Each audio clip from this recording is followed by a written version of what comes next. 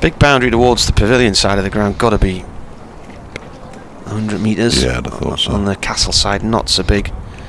Only about 65, 70 probably. That's the boundary on which, as Derbyshire were hurtling towards victory, Matt Critchley managed to get himself out in the 90s, 96 I think he got, and then they folded like a pack of cards and lost. The closest I've come to seeing Derbyshire beat Durham here. What year that was, 18? Was that the 100? Durham out for less than 100 game? Not sure, could have been. It wasn't the extras game. Oh, well, that was the same one. That's pushed away out to the covers. Yeah, the out for less than 100 and winning by was the margin of victory was more or less all the extras in the innings, wasn't it? Derbyshire were chasing, and Critchley got himself out on the mid-wicket boundary, and it was a long boundary, and you're thinking, why on earth have you played that shot? But they'll be all right because Palladino's got to come in, and then they lost from a position where you thought, well, they're comfortably going to win this. Dowell's on 5 as Salisbury bowls. Forward to this, defends, it runs up to mid-off. No run. How's Z-Scaler been behaving for you today? Is it still authenticated? It still seems to be authenticated at the moment, yeah. Good. Yeah. As it flashes little messages across the screen constantly. That make no sense. Constantly. Yeah, it all seems to be there. Salisbury to Dowell. Oh, that's a nice shot. He's pulled that hard out through mid-wicket away towards the Health Club boundary. Now has it got the ropes? Yes, it's hit the rope. You can't see that rope from here, can you? I was going to say, has it got the legs to reach the rope? But it's about completely mispronounced that it hit the rope anyway. But we can't see the rope from here, which is why we didn't see that 6 yesterday. The little stand they've built, the sun is shining through at an angle, so it looks like there's now bright lights on every step all the way up the stand on the left-hand side. What you want is the lights to come on every time you step on a step, isn't it? All the way up, that'd be good. Hollywood style. 300 lead now, 302.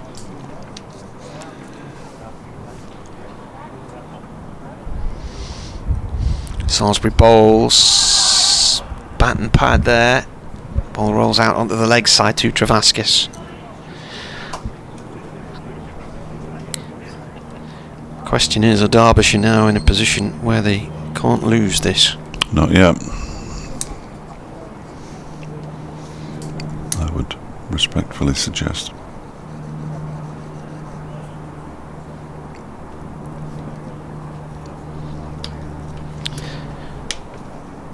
Last ball of the 101st over. Bit of dust flying up there as the wind just got up as Dowell plays the ball down towards the gully area. End of the over. The breeze has picked up again, hasn't it? Might be chilly out there now.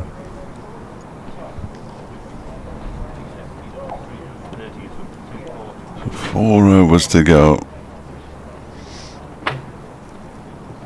Fairly flying by.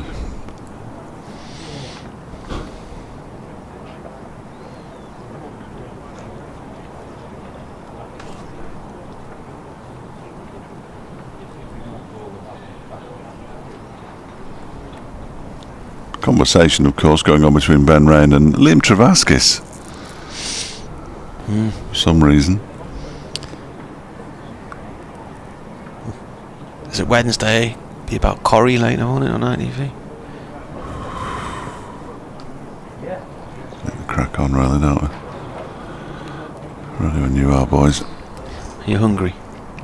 No, I just wanted to finish.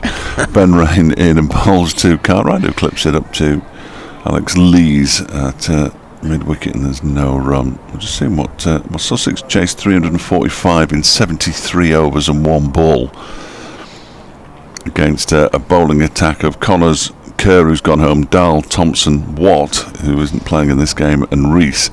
So I would suggest that Derbyshire will have nowhere near enough runs at the moment. There's a fairly brutal 141 from Ali Orr in that game. Rain bowls, it's clipped into the leg side, but there won't be a run because it's gone straight to Michael Jones.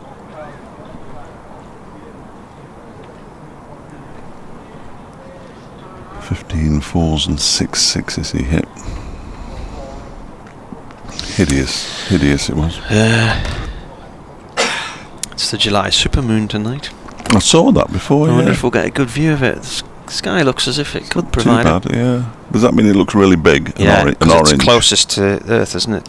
Is it orange as well? Yeah, I think so. Rain bowls, Cartwright defends. Out into the offside. We'll know if they're going to go for it or not if Randy difficult to know who you'd put as a night watchman now, because it's either Aitchison, Thompson or Petman. If they send Petman in, they're looking to protect. I can't imagine that they will be though. I do hope not. I really do. They won't, surely to goodness. Rain in. Turned into the leg side by Cartwright, fielded by Jones. Remember the last time in a championship match a side had a night watchman at the end of one day and then put another night watchman in at the end of the next? That'd be some going, that, wouldn't it? Moonrise is 18 minutes past 10 today. Oh, I'll be in bed.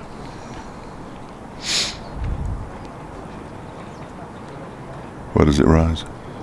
In the sky. I'm just looking to see, what's the date? The 13th? Yeah. 140 degrees southeast. Thank you. It's no good. We face 90 degrees east here, I think.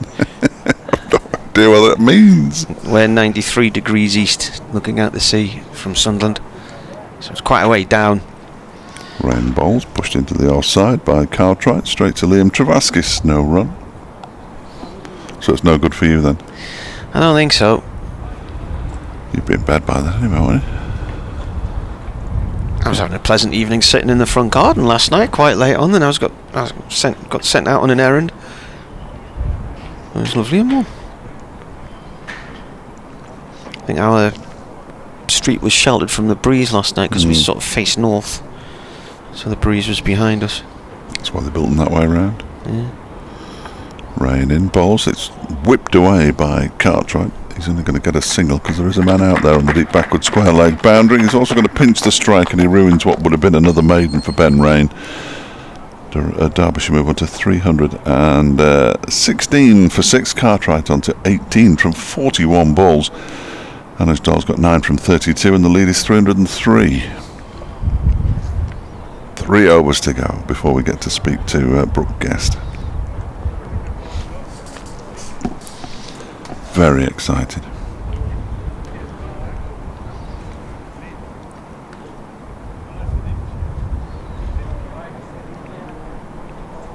The 248 run partnership was the third highest for Derbyshire.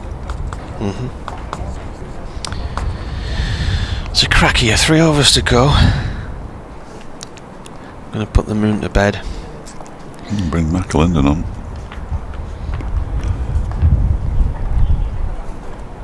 McAlinden will get a couple of overs at the end of the day then, he by the looks of things. Should increase the scoring right anyway. 1 for 43 from 7 overs, and this one he got 2 late wickets in his first spell in the first innings.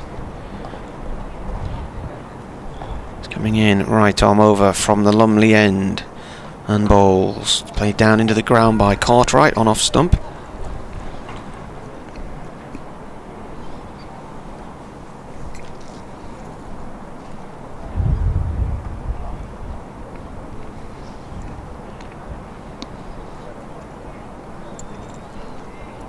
Castle looks nice tonight, doesn't it? Yeah. Have you ever been in there? No. It's nice inside. Is it abroad? No, never been in there. This is played off towards the covers. Diving stop from Jones. It ricochets off him though. Goes away towards mid-off. 1 run for Cartwright. Last time I was in there, I went up, I think it might have been 2 or 3 years ago. Sussex were here, and I went up and had a pint at the end of the day's play with Jason Gillespie and Jason Swift, who was one of his coaches, and they had the Sussex physio with them as well, and we went for a pint, and there's a library bar, and the physio found all these old medical books from back in the area when his father was training to be a medic. That's bounces out onto the leg side there from Dahl off the delivery of McAlinden. No run there. So the physio was fascinated. He was reading this book, but it's a sort of lovely library bar. And I've been to a wedding there once, which was like a medieval banquet. All the staff were dressed in medieval outfits, and that was good crack. The handy thing about that wedding, which must have been about 20 years ago now, was that there was another wedding on the same night. McAlinden in, and that's guided down towards third man by Dahl, cut off by Travaskis, 2 runs. So the other people who were having their reception in another part of the hotel had spent a fortune on fireworks, so we all went out and enjoyed their fireworks. I bet they were thrilled. Yeah. Very good. But I like fireworks. You don't like them? No, waste of time. Don't like the noise. 2 balls left of the over. McAlinden to Dahl. Dahl defends. So Dahl's on 11. What's his average? Plus 90 or something? Yeah, 90. Yeah. And has he not been out yet this year? Was that the other? No, he's been out. No. He's had this is his 11th innings. No. He's had 4 not outs.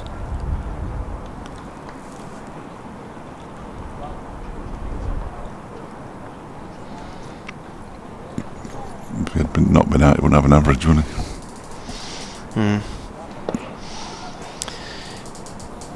He's played across towards mid-wicket.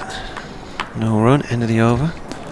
His average this season is 86, including the last 4 matches of last season when he got into the side on a regular basis.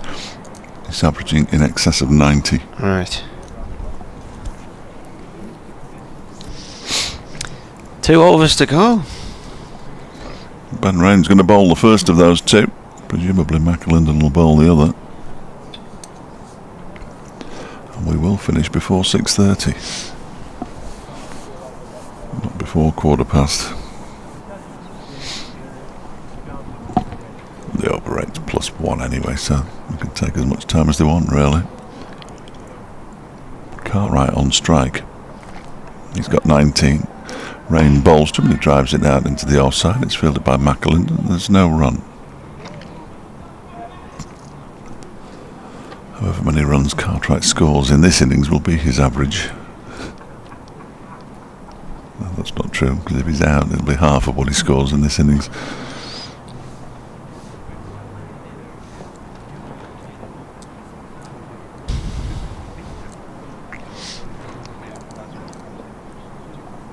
And goes Rain again. Cartwright, there's just one slip in place. He dabs it into the leg side. Again, there's no run. Griff's just put on a picture of the ground staff on his Twitter feed. Chester Street on Sea.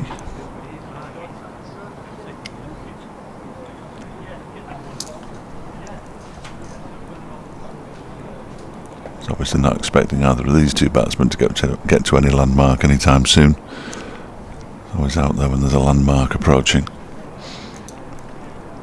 Rain runs away from us, bowls to Cartwright. That one keeps a bit low and he dabs it down to the vacant third man area. And they're going to come back for 2 runs. Cartwright moves to 21. Derbyshire up to 321. A lead of 308.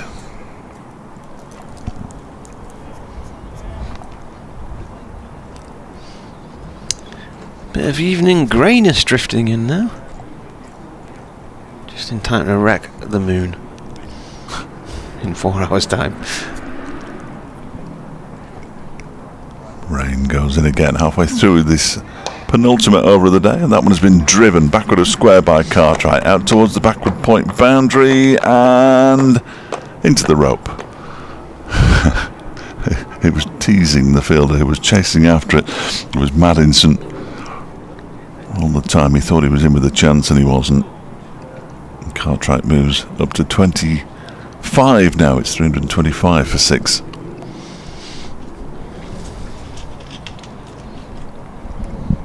There'll be no rapturous applause for the penultimate over.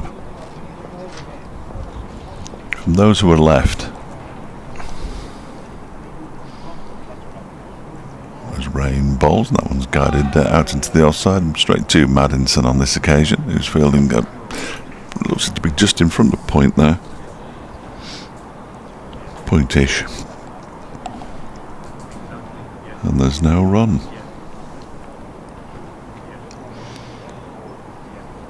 The question tomorrow is going to be, can Durham get the highest score of the match to win it? Or can Derbyshire get 10 wickets? I'll bring me clothes tomorrow though. I'll even wear some of them.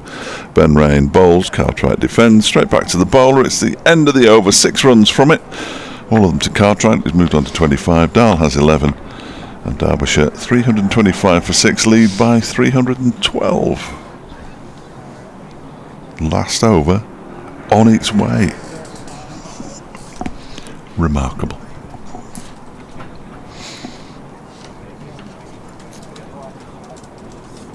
Do you want me to do the last one? Can do. No, it's up to you. You're in charge. I'm not in charge. Well, I'm not. Who is then? I don't think there's anybody in charge. Here's Salisbury. What have we got? It's McAlinden, isn't it? McAlinden. Yeah. Right arm over. Oh, where's that gone? Oh. Into his pad. Yeah, Dahl's tried to hook that through the leg side and bottom edged it, and it's got jammed in his pad behind the knee roll. Had to kneel down and get rid of it. Yeah, he was trying to walk away from the stumps and wiggle it out. We've all done it.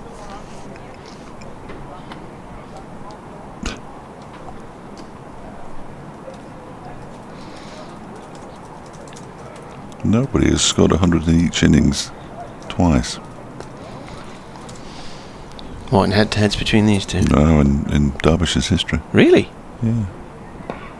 That's defended. That's happened 5 times with Durham, I think.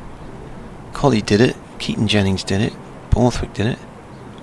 Yeah, no individual. Dean Jones did it as well, I think. No individual has done it twice.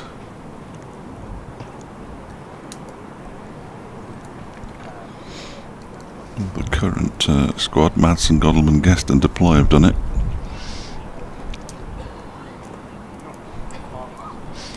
In comes the ball. And away this goes off down towards third man. For 2 for Dahl. Throw from Travaskis. Misses the target at the bowler's end and is backed up. What? Nobody's done what? Read that again. Nobody has ever scored, ever, 100 in each innings more than once for Derbyshire. Right. Yeah. Yeah, true. Same for Durham then. Yeah. Lots of players have done it. Collingwood was in the 90s at Swansea and about to be the first person to have done it twice when he declared, because it rained on the final day.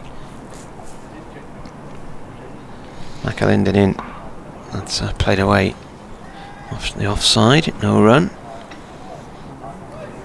The other keeper to do it was Bill Storr in 1896. That was the record that Brooke Guest matched against Glamorgan earlier this season. Did I see somewhere the other day that Fatty Fulks played for Derbyshire? Yes, he did. Yeah, he did. He was called Bill when he was at Derbyshire. That was on a very good diet. That was before he sat on the crossbar. Yeah. In comes McAlinden, defended by Dahl, and went on to make a name for himself as a goalkeeper for Sheffield United, didn't he? Race Carter played for Derbyshire. Yeah. The Blue House pub in Hendon in Sunderland has got a huge mural of Race Carter on the side of it. Yeah. 327 for 6. Lead is 314.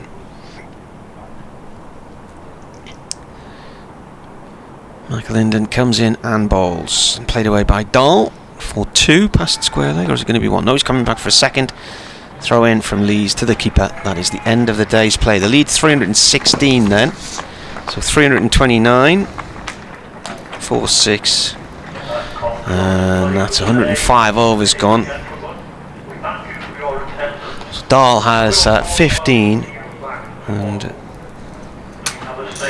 Cartwright at the other end has 25.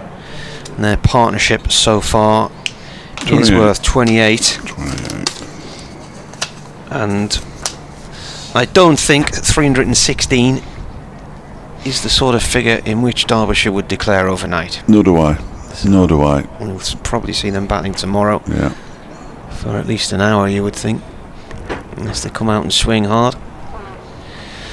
Anyway, what a day for them. 134 for Leas Deploy. 116 for Brooke Guest. Their partnership of 248 for the 5th wicket was Derbyshire's best for any wicket against Durham on this ground. One or two other records broken on the way as well. But another long day in the field for Durham. Wasn't looking that way early in just the first hour of the day. They had Derbyshire 36 for 4, but then it was 72 overs before the next wicket fell. We leave it there then, and we will see you tomorrow. I'll be on air at 11:15 with a build-up to the day. And I'll be back with you at 5 to. Dave will come in about 5 to with his suitcase. Oh yeah, that'll be in the car. Yeah. Cheers, mine.